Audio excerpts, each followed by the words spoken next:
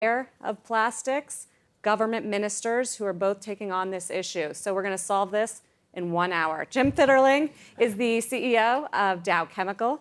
Ramon Laguarta is the incoming chairman and new CEO of PepsiCo.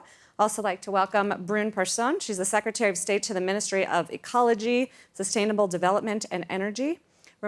James Quincy is the CEO and incoming chairman of Coca-Cola. And of course, we have Minister Tran Hong Ha, who is the Minister of Natural Resources and Environment from Vietnam. So welcome, everyone. James, let me kick it off with you. Sure. How big of a problem is this for Coca-Cola, and what are you doing about it?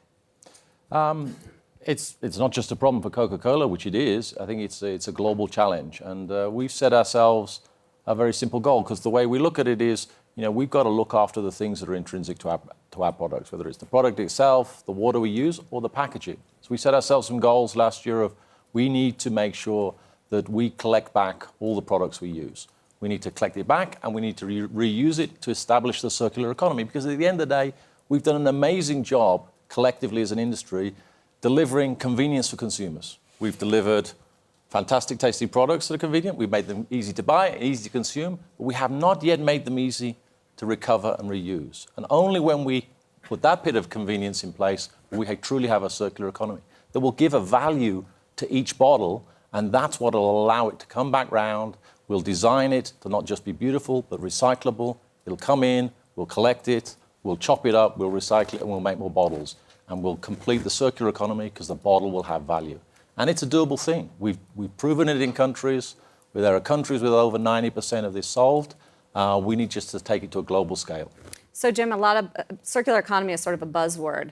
Is it something that Dow, as a major plastics producer, believes in, where you actually use the waste and it can reincarnate in a new bottle? It's not only something we believe in, but something we've been very active in a lot of forums, including WEF, for a period of time. And we've been working with Ellen MacArthur Foundation as well to come up with a framework of what is a circular economy for plastics. The pictures you see are the manifestations of a linear economy, one use, and then it ends up in a landfill. But they're also the manifestation of rapid growth in developing countries and the fact that there's no infrastructure there to handle them. So in countries where we've had recyclability or we've had good waste management practices, you don't see as dramatic pictures as you do here. In countries where we've had rapid growth and there is no infrastructure, you see this end result. And in many developing countries, this is what ends up in the ocean. 10 rivers around Southeast Asia, China, India feed most of this waste into the ocean. And I don't think it's that anybody intends to pollute the ocean, but it's just the normal practices of people that live around those areas gets this waste into the ocean, along with a lot of other waste. Madam Minister, clearly the private sector is working on this, and France itself has been one of the most aggressive countries when it comes to fighting plastic waste in our oceans, not to mention the EU in general. Just bring us up to speed on some of the efforts and what you've got planned for the next few years. So France has been a bit behind, on recycling. Clearly. So we want to catch up. That's why we've made the circular economy a real priority. And we're talking about plastics because that's an issue that all our citizens very clearly understand. And they want us to do more to tackle plastic pollution and to actually put in place all the different mechanisms and policies that would allow a circular economy to happen. And so we believe in really three things. First, we want to just ban single plastic use when there is no alternative specifically. It's also a behavior change and a cultural change. So that's what we want to sort of implement and push. So we will ban, for example, plastic cutlery, plastic cotton buds within the next year. And in the next few years. I mean, it depends on the items. We also believe in recycling, obviously. And so we want to promote an economy that actually puts on the market products that you can recycle. It sounds pretty obvious. It sounds like common sense, but that's not the case, not yet. So we've asked about 55 private companies and also Federation of Companies to actually commit to incorporating more recycled plastics into the products that they produce and commercialize.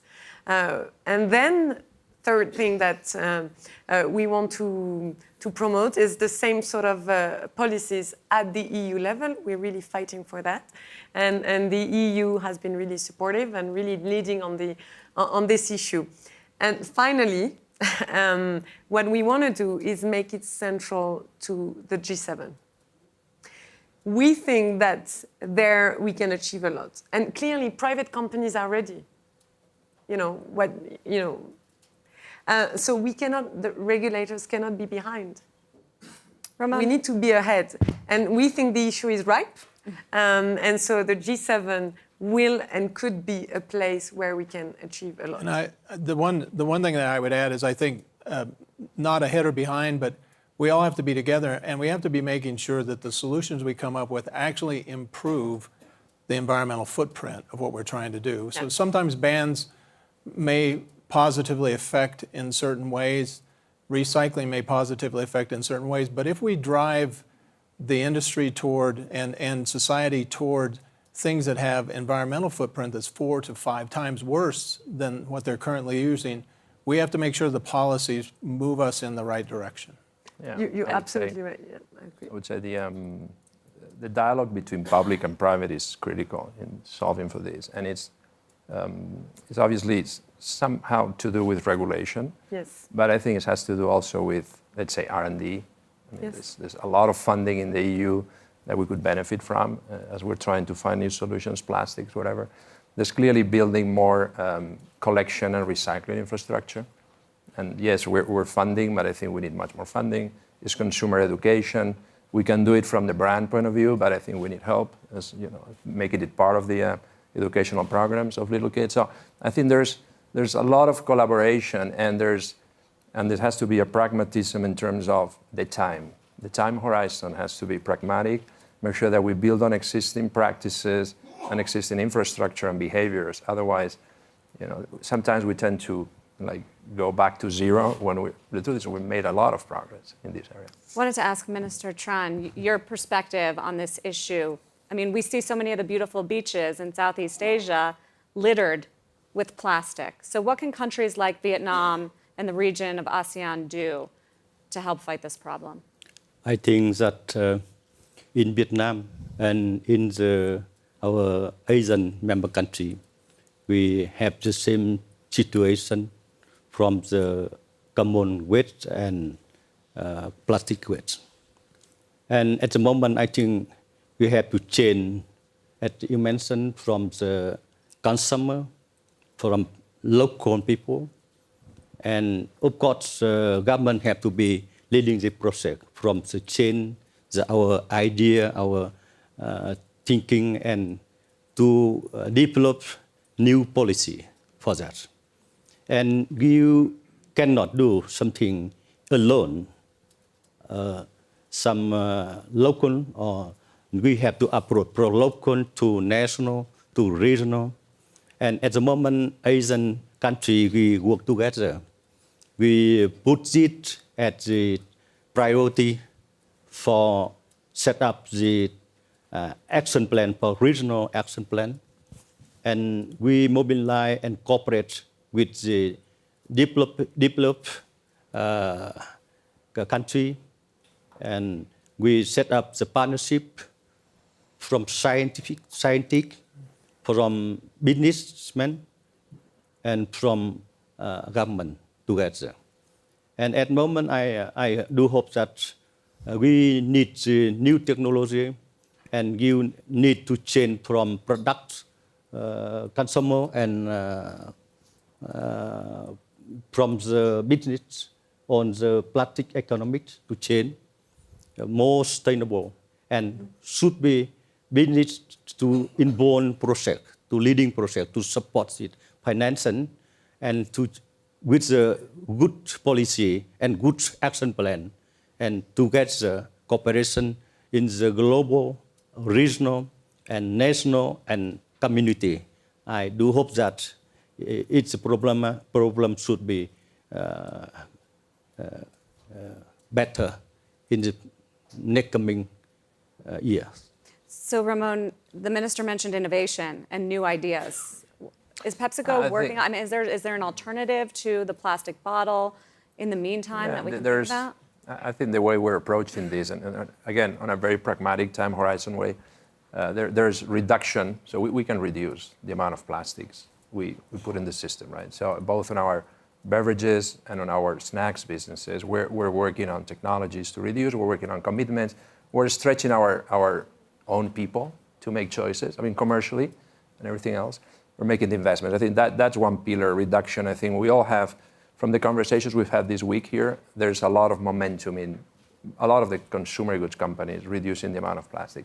Then obviously reusing and recycling, and that's probably the biggest idea, creating this circular economy we're talking about. So Jim has a clear role, we have a clear role, the governments have a clear role. I mean, we all have, as a system, a clear role in that circular economy. Then it comes innovation. Innovation, I think, the way we're looking at this is several vectors. One is technologies that, for example, can help us take what is dirty PET into, transform it into eventually virgin PET. That's not doable. That would increase a lot the amount of recyclable plastics that we can put back into our system. Ideally, if you dream, can we come up with materials that have the functionality to carry beverages to the end consumer and then eventually biodegrade? That would be a great solution for this problem. The same with our snacks. But then we're looking at business models as well, and that is, I think, is a big innovation. So we bought SodaStream because we thought, this is a new business model, is a clear, if we can scale it, I think we're giving consumers, the ability to, or the possibility to create their own beverages, and clearly we eliminate a lot of liters moved around the world and a lot of plastics. Today we announced Loop. That's another effort. It's a small effort, a testing effort, I would say. We want to do this in Paris, in London, and in New York, together with retailers. That's creating, again, a circular packaging solution. So I think we're innovating in many areas. As I said, we have to be patient. The solutions will take time. We're putting the funds, we're putting the commitment, we're putting the willingness. It depends. I mean, SodaStream is a fact. So that's... Jim, how long until we get a biodegradable plastic So bottle? I think the real issue here is we've got an issue in front of us. It's big, and we've got the visuals here to prove it, right? And so it's undeniable. And everybody in the industry has stepped up and says, we get it. This has to be solved. There are near-term things that we can do. So I think designing for 100% recyclability now is a near-term thing we can do. Getting the collection infrastructure in place, building that circular economy, building that social, in some countries, a social network or a value chain to create that circular economy feedstock for the next generation product. You don't have to recycle. In cases where you've got a clean recycling stream, like James is talking about with a bottle, a beverage bottle, you can take that right back into a bottle, and that's a great solution. But not everything is that way. Some things are much harder to recycle, and we have to develop alternatives for them. We have to develop an infrastructure that collects them. Today, even in developed countries, not many recycling companies pick up the hard-to-recycle materials. And if you really want to be a recycler, or you want to be a conscious consumer, you have to do a lot of effort to get that recycled material and put it into the chain. We have to fix that. Now, biodegradability is an alternative, but we also have to remember why we're packaging food in the first place, which is to keep it fresh and to keep it safe and to keep it on the shelves and preserve it through that value chain. And that works against biodegradability. A great solution would be, do you have an end-of-life product where I could initiate biodegradability? Not that it starts happening the minute I package the food in it. The minute I put it in contact with oxygen, we're going to biodegrade. But maybe it's something that can be initiated later. Humidity. Yeah, many other factors can contribute. The product that you put in it can biodegrade the package. So, but nature is working against biodegradability, but that doesn't mean we shouldn't stop research on trying to find that answer. But it isn't going to be tomorrow's answer. Recyclability, designed for 100% recyclability, getting circular economy solutions, putting a value on that waste plastics. One of the reasons it ends up where it does today is people believe it has zero value. We've got to put a value into this equation to create a circular economy. Yeah, it's true. I mean, it all sounds well and good to have a circular economy and for everyone to recycle, but recycling rates are pretty low, aren't they? Around. How many of your bottles get recycled? If you take a global average, it's about 60%. Really? We either recover and recycle or recover and refill already. But that is not the global average is exactly what it is. It's an average. Some countries are over 90%. Some countries are down at 10%. But it absolutely can be done. Innovation will make all of this easier and all of this more efficient and all of this better and will bring the consumer in. But it can be done with today's technology. We've seen countries like Mexico, South Africa, where we've gone from 10% to 70% in a decade. Recover, recycle. We have in France Europe's largest food-grade PET recycling facility that we built with our bottling partner and plastic pack. It's not operating at capacity. Why not? We don't get enough clean feedstock. We need to get the bottles back. So the gap at the high value end of plastic, PET, the gap is collection. There are issues further into other plastic streams which are about recyclability and design. The gap at the PET end is collection. And I think it's about collective action. We've talked about collective action, and the way we think about it is, we're putting this into the pre-competitive space, as the lawyers would say. Everyone, I think, with issues, they all start in the kind of competitive advantage space, and maybe in new materials, it is about innovation and competitive advantage for some suppliers. But for the big system, if we see it as pre-competitive and collaborative, we need to put everything in the pot and make it happen. So one of the actions we're taking is to make available to anyone, including our competitors, our packaging technology around using plant waste to make plastic bottles, because what we want to do is see the biggest collective action on design of sustainable packaging and recovery of sustainable packaging, because actually that's the collective action that will make all the industries more sustainable. I mean, Madam Minister, are there enough innovations out there for you to implement these bans? Are there enough alternatives to plastic cutlery and plastic plates?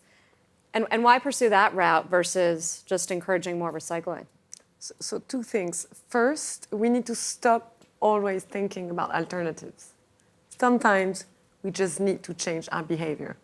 And I'm sure that we don't necessarily need all the things that we have.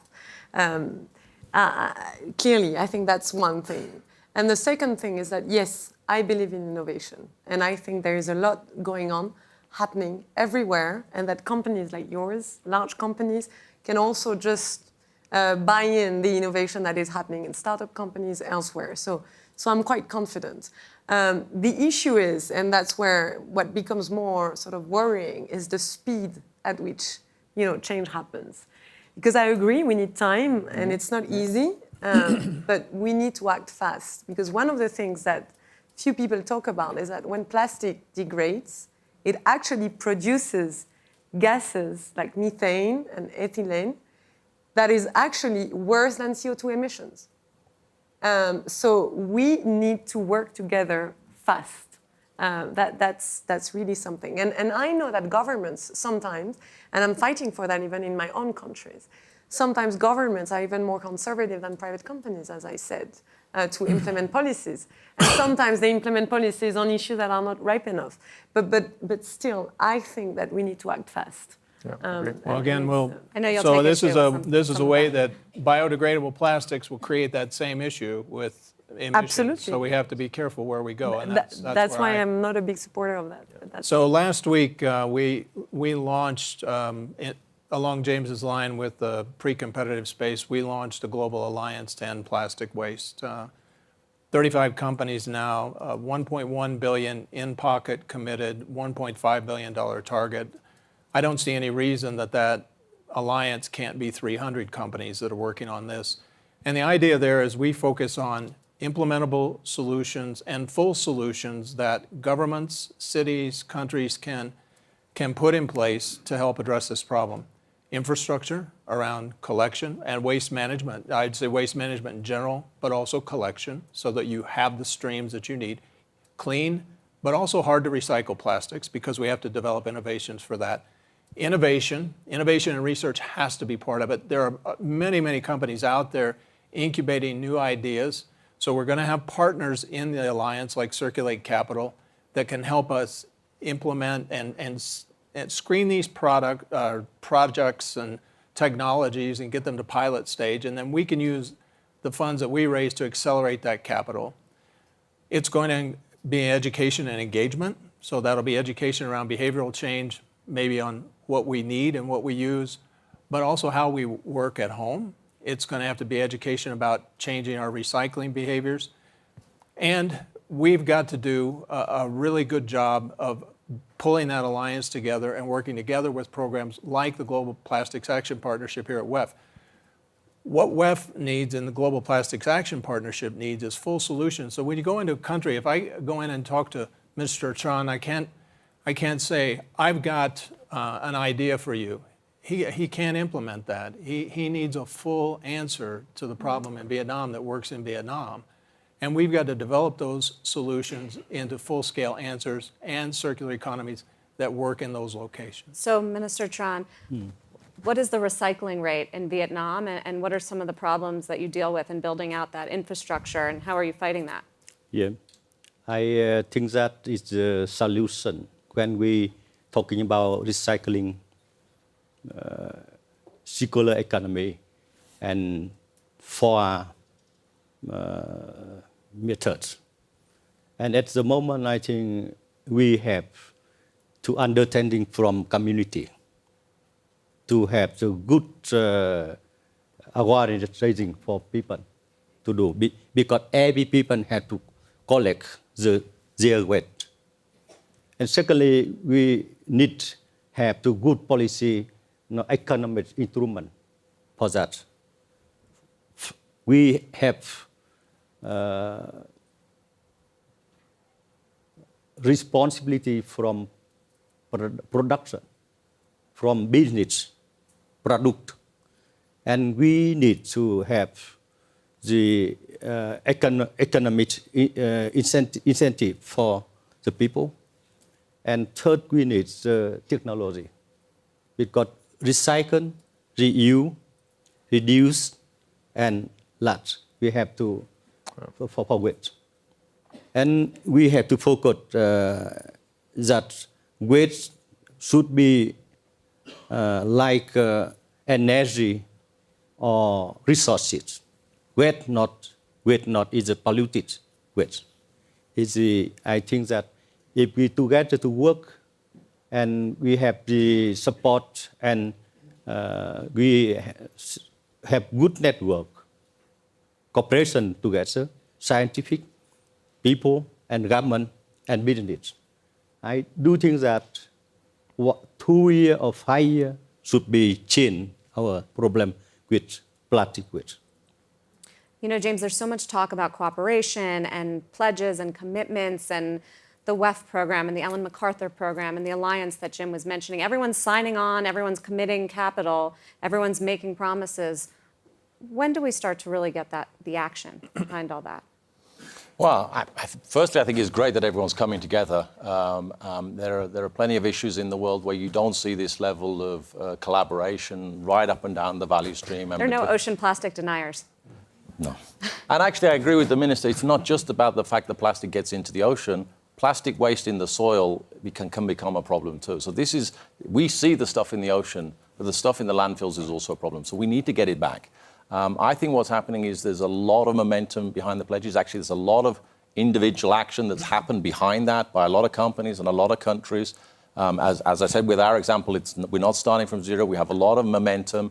And so I think we are moving to the stage of not just individual action and individual country successes. We're moving to success at scale. This is a problem that has a visible timeline to be fixed, particularly at the end of plastics where value can be attached to the materials, and that's the PET end. The rest will take time and is going to be harder and needs more innovation. But action is happening. We're very determined. Collectively as well to make a lot of progress. And at the end of the day, this is not something that is a model that needs to be reinvented, although innovation can make it much better, because there are countries where we have solved the problem. Collectively, we have solved the problem on many parts of the plastics, others yet to be done. So I think, by the time we get back to WEF 2020, 2021, 2022, we should be seeing material progress, not just more talking. Yeah, the global platform that Jim and James referred to, I think is a pretty good instrument that we've put in place. So I think it can work as a governance, as you said. I mean, there's a lot of effort, so we need to have synergies around those efforts and prioritization. But what it has is we're landing those decisions into specific markets. And that's where, we started with Vietnam and with Indonesia. Those are the two bigger markets in terms of pollution. So I think that we can, obviously the solutions are local, solutions are market. So we're trying to bring global governance, priorities, technologies, funding into specific markets. And that's where I think the connectivity we're having is great. And we're starting to see real progress where it matters, which is in the execution of mega cities in Asia and those where really it gets created. So we're quite optimistic, and it's not without a reason. It's because we're seeing that there's traction in specific actions, specific markets, specific funds, and that will drive execution, I think. Madam Minister, just curious how the public and how the people of France and Europe are in tune with this issue and what you guys are expecting in terms of whether this will drive up costs, for instance, for alternatives, and how it's actually going to work if you put in this ban. So perhaps just building on what you've just said about the alliance. And so clearly what we need is a global movement, right? It's a systemic problem issue at the local level, but also at the global level. Obviously, so what we want to do as part of the G7 is we want to build a coalition where about 20 to 25% of the stakeholders, and specifically private companies, are actually joining action and a platform within the framework of the One Planet Summit that actually is wanting to fight plastic pollution. Because what it means is that it will send a signal to the 80% remaining part of the market that is not part of the Alliance Against Plastic Pollution, that they actually actively choose to stay out of it, so we can shame them. And it shows also to the regulators that if 20% of a market is ready to do more to fight plastic pollution, then the regulator has no excuse for not regulating. So that's how we want to work. That's how we approach the issue, and we want to do that on several, on overfishing as well, and on a host of issues that I'm not going to detail now. But that's the objective at the global level. But I think one of the lessons that I think we can draw from that is the power of, it sounds obvious, but the power of citizens, consumers, and how now private companies are feeling the heat of global warming and also preservation. Because you're doing that because you want to be good, but also just because your consumers are just are tired of plastic pollution. So I think it becomes key and a core to your strategy because citizens want that. And I think more and more it's going to be the case for businesses in a host of different issues. So in that sense, it's interesting and emblematic of what businesses will have to face in the future. I think it's a good point. I was going to go there, Ramon. How much of these efforts are driven by demands from the consumer? And what is the consumer telling you? I think the consumer, as always, there's no consumer, right? There's many consumers. So you have... Millennials. Millennials, there are many millennials. Don't they care more about these issues? Like we create this big word, right? The consumers in some parts of the world, with some levels of education and some wealth, they are very concerned about this. Many other consumers, unfortunately, they're not. Correct. So I think in this case, I think the companies are ahead of demand. Right? There's going to be, I think, in the future, a demand for other alternatives. In this case, I think we're ahead of demand, and hopefully, by the time demand, for alternatives, it becomes big enough, we're going to have the solutions. I think we're driving. I'm not saying there is no demand. I'm saying that demand is. Yellow Jackets in France wanted to ban all plastic bottles, but anyway, that's another. I would not go into Yellow Jackets in France. Sorry. I think it's a much bigger problem than that. Yeah. So here, I think, but what you're saying is right. There is obviously we're feeling in some segments of the consumer base that they're ready to pay for some solutions that are more eco-friendly. And we're seeing that brands with purpose grow faster. So it's a broader topic. It's not only plastics, but we're seeing that brands that have a purpose, that have want to have an impact on society and have a role in making society better. Like who? They grow faster. they grow faster than the brands that don't have that meaning. So clearly there is an incentive for us on the marketing side to move our brands into spaces where they obviously do better for society. And I'm sure that long term, that's a big driver of business. You're talking about your own brands, PepsiCo. We're talking about our brands, but brands in general. I mean, James, how do you think about this in terms of the overall profit picture? Look, I think if one worried about the next quarter or the next year in profits, you wouldn't do a lot of things. In the end, you only get 100 years or more of continuous growth as an enterprise if you pay attention to really what the consumers want and stay with them or stay ahead of them. And when you're in the beverage business, it's about the ingredients, it's about the water, it's about the packaging at the most fundamental level. So I think what we take is a long-term perspective. I'm sure there will be costs. We've redesigned virtually all the packages, not just so that consumers think they're cool, but so they're recyclable. We've worked on recycling facilities, on collection systems around the world. These all cost money. Of course, if you do it over time, it's more absorbable, but it does cost money. But in the end, if you believe it's right and it needs to be done, it's better to embrace it and get on with it than wait for the train to crash. And that way you'll have a long-term sustainable business. So it's part of ultimately the long-term value proposition. But Casper Rorsted, the CEO of Adidas, told me this week that he's making sneakers out of ocean plastics, and it's actually a revenue driver instead of a cost at this point. Yeah, I mean, we can take the plastic from anywhere, whether it's the ocean or the ones we recycle. We've got bottles out there that use 100% recycled plastic. I think, of course, there'll be moments when it's cool. There'll be moments when people can think it's premium. But what I want is that every bottle be made out of recycled plastic. It just become the norm.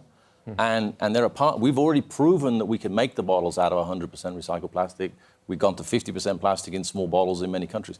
This is doable. I don't want people to say that recycled plastic is the cool, expensive one, and then the people who don't have income don't get the option of participating in saving the planet. That's not the objective. The objective is to make it the price of entry. Minister Tran, wanted to ask you, I mean, Madam Minister was talking about the people in France demanding, plastic bans. Are the people in Vietnam aware of the issue, and what is their feeling? Is it a political issue for you? How do you take the temperature of the population? Yes, at the moment, I think that every people understand the situation of the wheat impact to their health. But how the people to involve together with the wheat, I think we also need to more the campaign and awareness. How the people, they understand and they have responsibility to wheat manage, wheat collect. Then I think we will be better for government for apply the 4R. Without the people, government, nothing. And talking about the ocean plastic, I think we have to talking about the inland wheat in general. And we have to have integrated wheat management. And as I mentioned, we had to see that wheat lies the resources and energy. And we have to change our mind for that. And I think at the moment, we're talking about the industrial revolution for. That means we're talking about the new technology.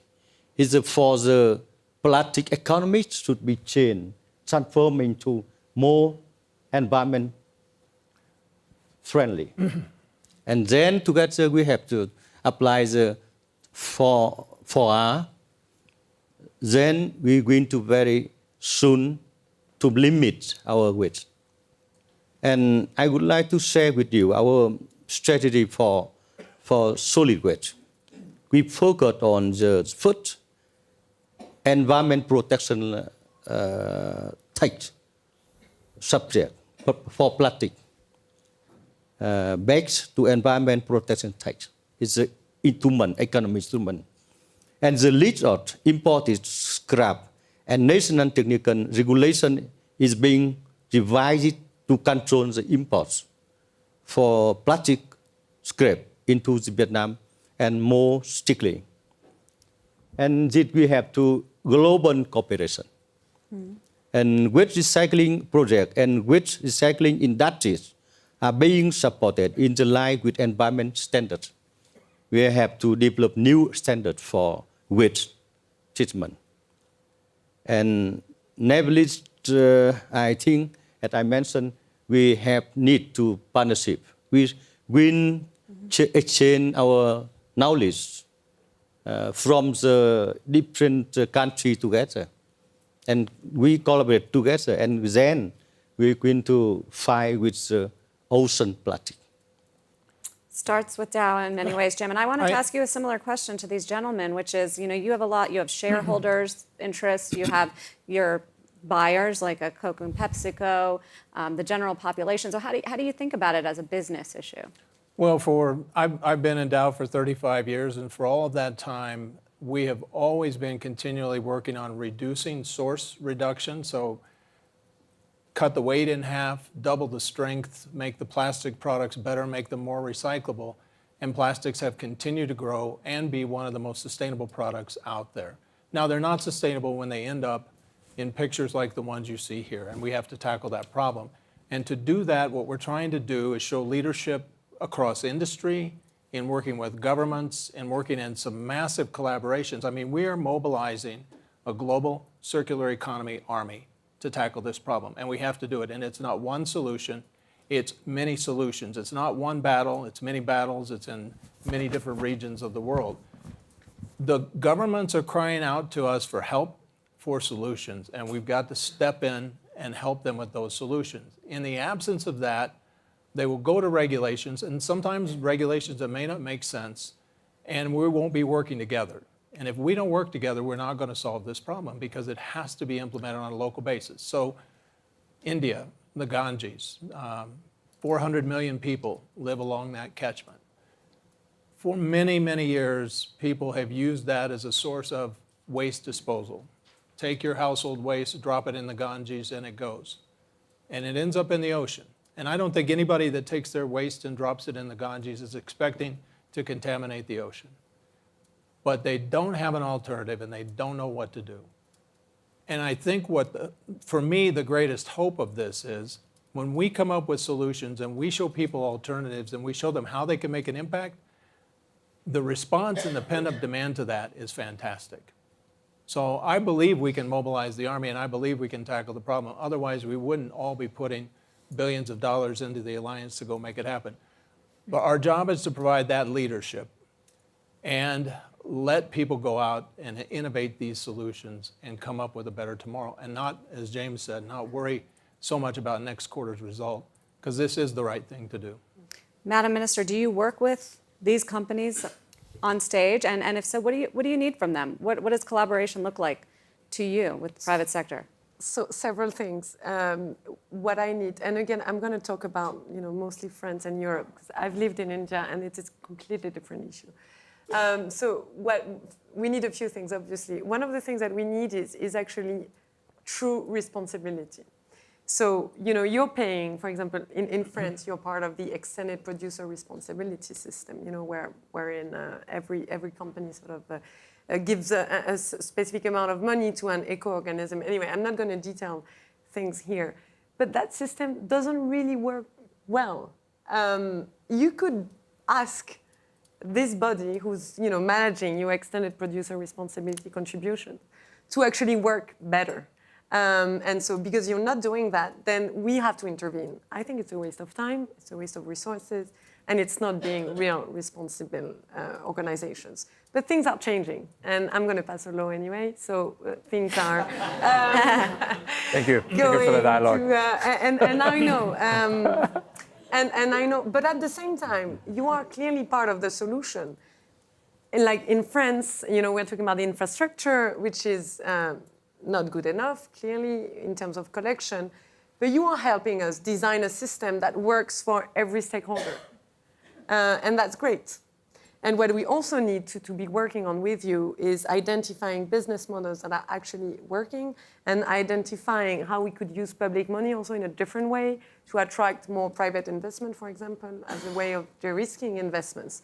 So it's a close collaboration, but also a close fight. Tension. It's always That's healthy. Ramon, what do you need from the ministers on stage in government? Listen, I'm always pro dialogue, and I think dialogue helps a lot in terms of finding constructive solutions. Yes. So and it's, and obviously we've been around for a while, and when there's confrontation, normally the end result long term is not so good. Yeah. I mean, like dialogue helps because obviously we bring some knowledge, we bring some, you guys bring some money and knowledge as well. I think what makes me very optimistic about this process is, I think. There are real beliefs from all the leaders of most of the consumer goods companies, and it's personal beliefs, personal beliefs beyond organization. It's personal beliefs that we need to solve for this, and we're all fathers, and we're all going to be grandfathers one day, right? So, we really mean seriously that we want to change this. So I think there has to be, based on these values and good dialogue and trust, we can build, I think, what is a much more powerful end result than if we start creating. I like tensions because it forces us, right? So NGOs play a big role in this. Governments play an interesting role, but the right level of tension, supported by the right level of dialogue, the right level of investment, that is going to be a very productive, systemic progress.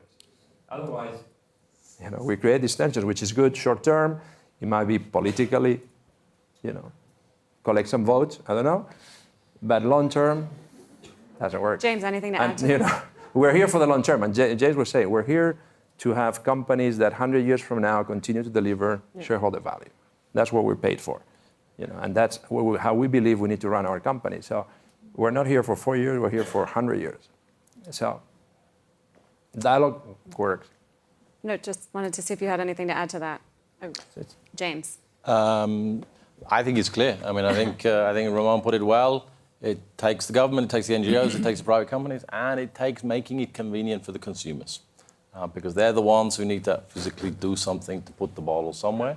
And I think you're leading a process in France which will lead to a better solution. Let's remember that the European objective is 95% by 2025. I mean, this is not some fantastical long-term goal. This is 95% by 2025. I think there's an urgency that everyone feels, the governments and the companies and the NGOs, to put in place systems that work and copy from the other European countries that have solved it or reinvent it and take it to the next level of innovation. But I think the sense of urgency is, in fact, the most important piece that's driving everyone forward. And I think for consumers, too, more 60 Minutes pieces we get on this issue, the more awareness. I do want to open it up to the audience, more dialogue in the time that we have left. If you could just, we have microphones coming around. If you could just state your name and where you're from. Hi, I'm Jaideep. I'm a global shipper from India. Two things, actually. If companies like Uber can fundamentally change the way consumers are behaving, I mean, they've made booking cars accessible. Why can't companies like Coke and Pepsi change the way consumers behave, that is, giving back the bottles for recycling? The second part is, why can't we look at changing the way the product is delivered? So currently, yes, the base is that the Coke bottle or the Pepsi bottle will be a PET bottle. Why can't we just go away with bottles, introduce sachets with the powder, and allow people to just mix it with water and drink it? Why can't we look at that innovation happening versus assuming that it will always be a PET bottle with a cap? You want me to start? So I'm going to go in. What was the first bit again? I'm going to go in reverse order. Why can't you pull an Uber and change consumer Well, behavior? firstly, if you think about the vision of how do we make it convenient for consumers to enjoy beverages they love, it can come in many package types: glass, aluminium, PET, sachets, maybe without a package at all.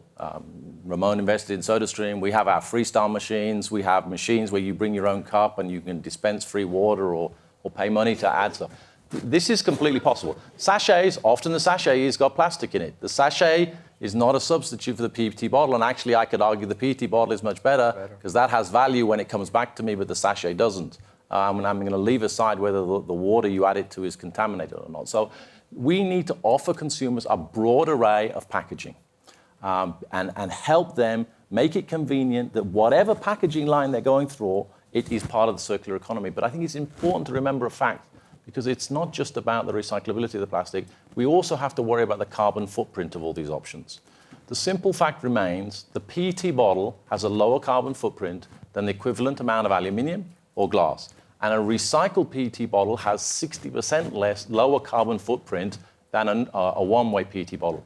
Like it or not, a PET bottle, recycled, reused many times, has an incredibly low carbon footprint, even leaving aside the other benefits. Why can't we get consumers to change overnight? Because every consumer behavior change comes from one of two reasons. The government made them, or they got a better value proposition. Why do you book online? Because it was easier than going down the street and going to the car hire shop and having to queue outside and go in. You got a better value deal. We need to make it a better value proposition for the consumer. We need to make it convenient and better value for them to return the bottles to the system so they have value, so we can buy them back and then reuse them. Then the flywheel, the circular economy turns very quickly. Yeah. Anything Actually, PET bottles in India is not the biggest challenge. I mean, there is enough value in a PET bottle to create an economy and incentives to be recycled. And then, as Jane was saying, then it's ideal because it's the lowest carbon footprint and it generates. It's very good for the consumer and it generates, the right climate impact. The challenge is other containers, other pieces of plastic where there's much less value. So one of the things we're working on is how can we create a economy after use. So we create value and incentives for people to collect the plastic and bring it back, and then we create solutions, either furniture or other solutions that for your economy would be perfect. So that's how we're thinking about it. And to reinforce the consumer piece, what's happened with plastic, I think, is that we've given consumers so much convenience. So over these last 20 years. We've given consumers maximum convenience at a very reasonable cost. So now as we're thinking new models of consumption, either we have to sacrifice on convenience or we have to have sacrifice on cost or value. And that is the tension, right? So we need to create solutions that create both convenience and better value. That is a challenge. So that's where we are. I have to be very open and transparent. I mean, that's how we're thinking about it and how we have big brains working on these topics. For every particular market, different solutions. Two quick ones. One is that, Could you just introduce yourself? Vivek Madhu. I live in Washington, D.C. I work with a group called Namati. One is that rolling out single-use plastics in advance of the kind of circular systems that we are talking about at the panel and hoping to build in the future is one of many examples, arguably, where in retrospect, the harm far outweighs the value. And so the one question I had is just about something like a precautionary principle. What are the technologies that we are rolling out now where the harm is going to outweigh the value, the unintended harm that we can't foresee yet is going to outweigh the value? And what would it take, either from a policy perspective or from a business practice, to prevent those? And then the second quick question I had was about legal liability. Do you think that there is a prospect of a valid legal claim for the harm that has already been done, as with tobacco litigation or some of the suits that are being brought against fossil fuel companies now? Jim? So I would say on the innovation front, across all the companies that are part of the Alliance, there's a lot of activity on 100% recyclable and recycle-ready technology is what I would call it. So you've got from a PET bottle, which is a pretty straightforward recycle, then you get into some multi-layer plastics, which are very difficult to recycle. But you can put compatibilizers with that material and make it recyclable. Or you can go to a design which is a full homogeneous single polymer, 100% recycle. So I think most of the companies are headed down a path that we want everything to be 100% recyclable when you put it out there. And that's probably a preventive principle, as you talked about. Probably the best framework that we have for package design and intelligent design that takes what you talked about into account is the work that Ellen MacArthur's been doing over these last 5 years to put that framework together. And so we want to leverage that into the work that we're doing. On the side of litigation, difficult question to answer. I don't know. The plastic waste got there really through consumer behavior and people putting it out into the environment. So I think it's a difficult one to say where that's going to fall. More questions? Thank you. Catherine Cunningham. I'm writing for Thrive Global and interviewing with Eurovision. And my question goes to the triple R's. We often forget, the first is reduce, which is great that you've addressed the packaging and ways in which we can reduce the waste, and also leakage into the ocean environments. Of course, we talk a lot about recycling and the circular economy. But if we could just spend a moment on the reuse, I think, as the minister was saying from France, that in fact it's really a cultural change that we're looking at and creating. And if our mindset is that, I drink a Pepsi or a Coke and then I dispose it because that's the end use of it, then, we've lost an opportunity. Since you're amazing, incredibly creative business leaders, I just wanted to, no, truly. I mean, like you said, you have some incredible minds working on innovating new business solutions. And if I could just call attention to one that Coca-Cola has promoted in Southeast Asia and producing different tops for the bottles that can, be used as squirters for plants and, have other uses. Could you speak a bit about how business can be a force for helping change culture to think more in a reusable way, that our bottles can be used multiple times so we're not single waste, putting more waste into the stream? So good, I think on our side, a good example, we have a series of innovation shops around the world called Pack Studios, where we invite our customers to come in and sit with us and design not only the chemistry of the package, but also the functionality of the package. So a resealable pouch, a Ziploc bag, something like that, it's a very reusable product and has been for many, many years. Like you say, a bottle that has an intelligent design to it that can be designed for reuse. We get many requests like this that come in, and so you'll see a lot of brand owners, retailers as well with their own private label brands will want to come in and do this kind of work, and we can facilitate that kind of activity to create circular options.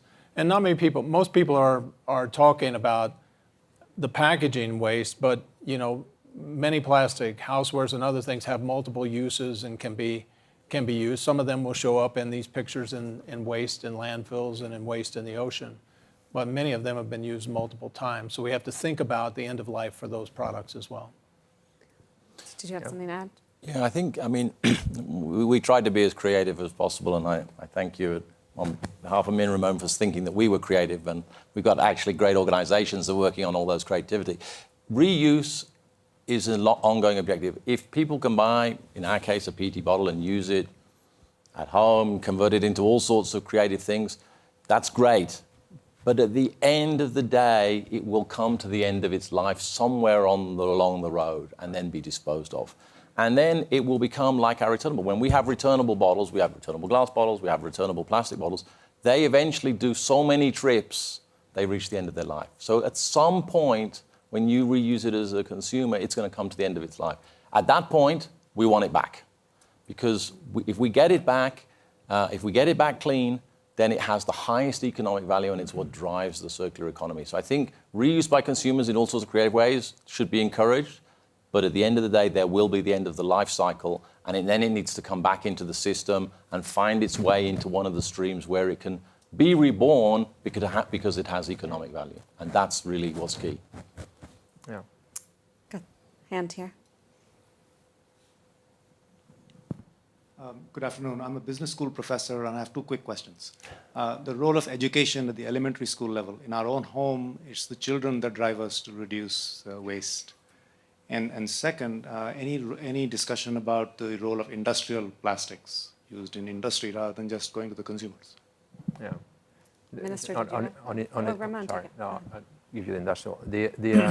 On education, we lived here in Switzerland for 12 years. And it's amazing how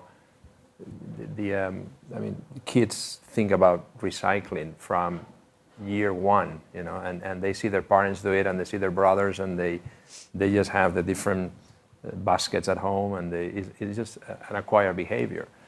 So there is a big role in education, and it has to be part of the I mean, I think it has to be part of the curriculum that goes into, I don't know what age is when you can impact, but I think it starts early and continues on. And we can play a role. I think brands need to play a role in educating consumers. So it's massive, and it will take generations, but it's a must do. I mean, we cannot walk away. We cannot think that just because we change materials, I mean, there will have to be a recycling behavior. And it's about thinking that plastic has value, and if we don't do it, it has a lot of negative value for us as a group. So I think that behavior is critical. And having lived here and now we live in the US, and there's a big difference. I'm not saying Swiss is better, Minister, but I think did you have they've done a better job, Simple, The difference between Switzerland and France is huge, even though, it's like they share the same border. But that is to say that a small company and a big company cannot do it. I mean, we have the same. I think this is a generational, effort that has to be sustained over time. I'm from Spain. We don't have it at all. I mean, we don't have it. That's why in France, rather than focusing on the content, we focus on the content of what climate change is and all of that. But what we're working on with the education minister presently is really working also on action, and so making sure that kids actually are given the means to change their behavior and actually test out new ways of, new actions in terms of recycling, sorting waste, rather than learning everything in the book. But perhaps that's also because in France we do a lot of things, by heart, Reading. rather than actually moving. I mean, Germany has done a good job, and it's quite large. Absolutely. I think on the industrial waste side, a lot of the attention right now is on thermoplastics. I would say thermosets as well. So in the space of polyurethanes, there's a lot of work going on what you can do to recycle polyurethane materials as well. Probably not as much has gone on in the area of engineered plastics or more crystalline polymers, which are a little bit tougher to deal with. And that's a different challenge, I think, than what we're talking about today. In the less than 2 minutes we have, maybe if we could just get, I want everyone to give sort of a final thought and prediction on where we're going to be in 10 years on this issue and whether we're going to be talking about it, Minister Tran, at a place like the World Economic Forum. Yes. I think that I would like to make my finance that every people here have to respond to our environment, for our generation. And at the next generation also need to recognize that if you are not part of the solution, and we are not part of solution of the waste management, you are part of the problem. And now we are faced with big problem. And our generation, our children will be faced with big problem. Therefore, choose to be part of the solution and promote environmental responsibility, production and consumption. Tim? Maybe it's as simple as in WEF 2030 or whenever that is going to be, we stand back and we actually have to remember to take a pause to celebrate that we achieved the result while we focus frenetically on whatever the issue of the day is then. Because actually, that would be success. So it'll be solved in 10 years. That we'll have made huge progress. Madam Minister? I believe huge progress would have been made. But hopefully in 2030, we'll be talking about textile and a host of other materials that we need to address. For example, the fashion industry is the second most polluting industry in the world. So yes, we're doing good things, on plastics. It's only the beginning. I think the road is really long, but it's great to have companies like you on board because you're putting pressure. I would ask citizens to put even more pressure on governments as well, and on their mayors locally. I'd say I'm quite optimistic, and it's based on, I guess, a few facts. One is, I think the values of the leaders in the companies that are running, I think, are quite strong in that direction. Our employees want us to do it. I mean, the purpose of the companies linked to this is big. Second is, I think we're creating the right governance and funding to get action done, and we're starting to land it in real countries. So I'm quite optimistic by 2030. I don't know if we're going to be solving the problem, but we've made huge progress against where we are today. I'm sure technology, funding, people. I mean, I'm very optimistic on how we're approaching the problem. I hope in 10 years we have stemmed the tide of plastics going to the ocean, and we've made a big dent in the cleanup of the plastic waste that's in the ocean.